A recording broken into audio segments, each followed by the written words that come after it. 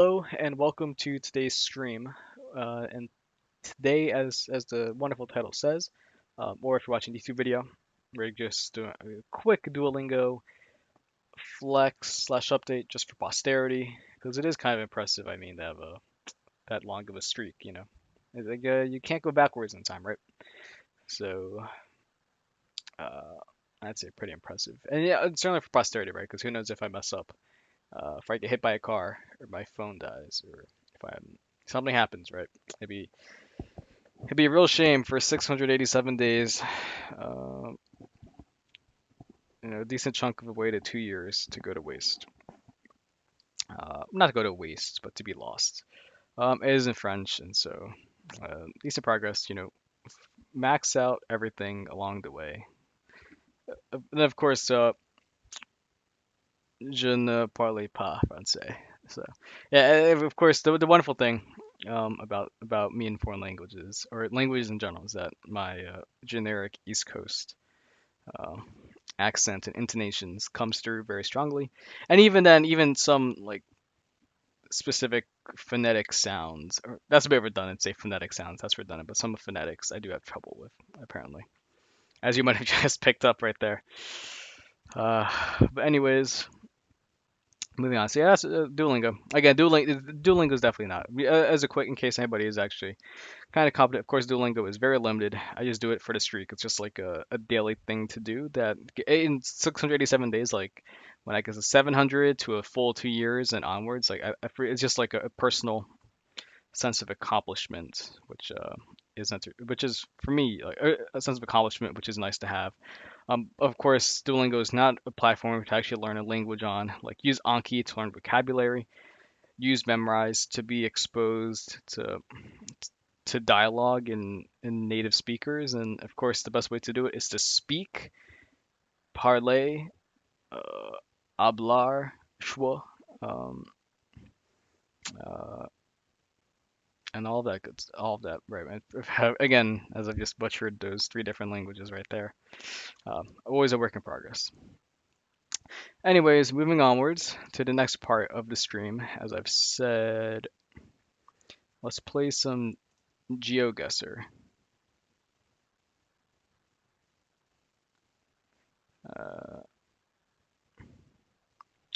all right. I guess there is actually kind of a risk of exposing myself with this.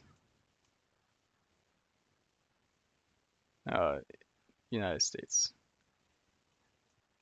United States. You can tell it's what IRS tax court. And it does say United States. So and it's Washington D.C., the District of Columbia. There we go. All right. This might be a bit too easy. We'll switch to like the 15-minute limited stuff. This seems vaguely European. Well, not vaguely European. It is European. Uh, Radar Holmes. It's Nordic. Okay. For its capital, Stockholm is there. Uh, so we'll lowball it between the two. Okay, and it was Stockholm. Okay. As you can tell, I don't have hardware acceleration turned on. Maybe you can tell with the choppiness. Uh, oh god. Hungarian Magyar. Hungary. Yeah. Hungary. Dominic Budapest. Dominic Zabazlai. I'm butchering the last name, but Dominic Zabazlai of RB Leipzig. Man, nice football manager. Although he does cost a bit to sign in game.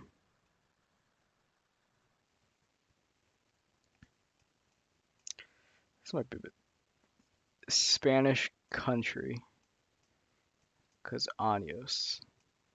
Oh, it's Colombia,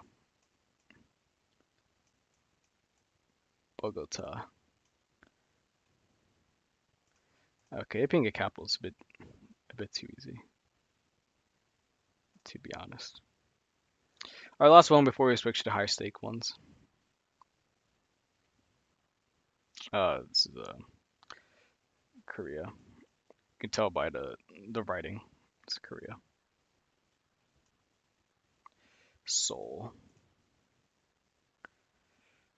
Yeah, look at that, yards away. Well, that was a bit too easy.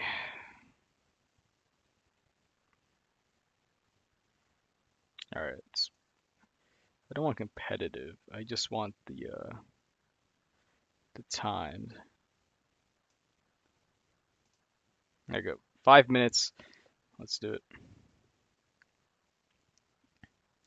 Okay, this is actually uh, more tough. Oh, of course, right? Because capitals. Uh,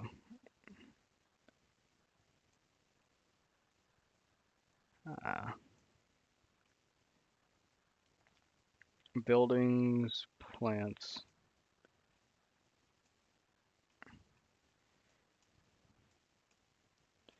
I can't. The tree is temperate, so it's a temperate area.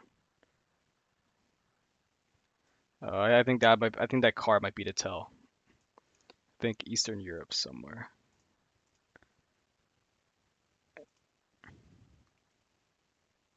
Anyways, uh, okay, United States feels like it's gosh, it's New York City. I might even upload this file. It's U.S. It's an East Coast city, like the brick. The brick is distinctly East Coast. Um, I, maybe it is New York City. It's not Manhattan, but it's okay. There we go. There we go.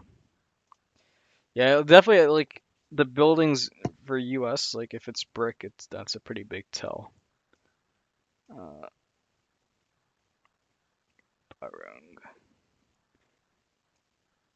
Southeast Asia. I'm not sure if that's Indonesia though. Uh, could be Indonesia. Oh god. Okay, it's not that bad. This feels very American suburban. I think the RV is kind of a tell. Where in America? The buildings being that flat to the ground makes me feel like Midwest-ish.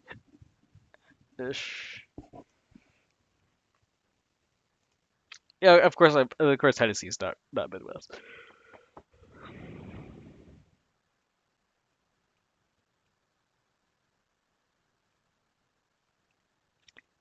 RV again. Uh, they won't do it twice. Okay, that wasn't too bad.